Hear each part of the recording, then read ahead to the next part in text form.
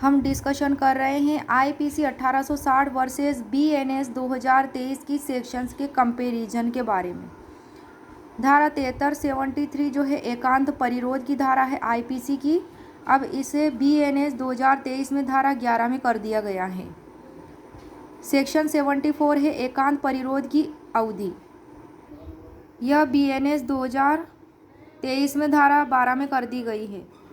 Next है धारा 96 private प्रतिरक्षा में की गई बातें। ये बीएनएस में धारा 34 में दे दी गई हैं। धारा 107 आईपीसी की किसी बात का दुष्प्रेरण, ये बीएनएस में धारा 45 में दे दी गई हैं। धारा 108 में दुष्प्रेरक जो अब बीएनएस में 46 में है, धारा 46 में। नेक्स्ट है सेक्शन 141 विधि विरुद्ध जमाव जो बीएनएस में धारा 189 में दे दी गई हैं।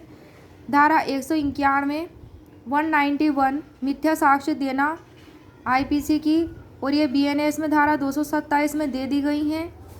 सेक्शन 193 मिथ्या साक्ष्य के लिए दंड, ये बीएनएस में धारा 229 में दे दी गई हैं। धारा 192 मिथ्या साक्ष्य गणना, ये बीएनएस में धारा 228 में दे दी गई हैं। नेक्स्ट है धारा 301 जिस व्यक्ति की मृत्यु कारित करने का आशय था उससे भिन्न व्यक्ति की मृत्यु करके आपराधिक मानव वध, ये वाली धारा बीएनएस में धारा 102 में दे दी गई हैं।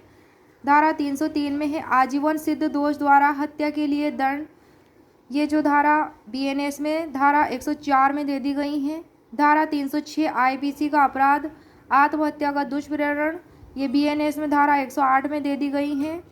धारा 308 है आईपीसी की आपराधिक मानव वध करने का प्रयत्न, ये बीएनएस में धारा 110 में दे दी गई है।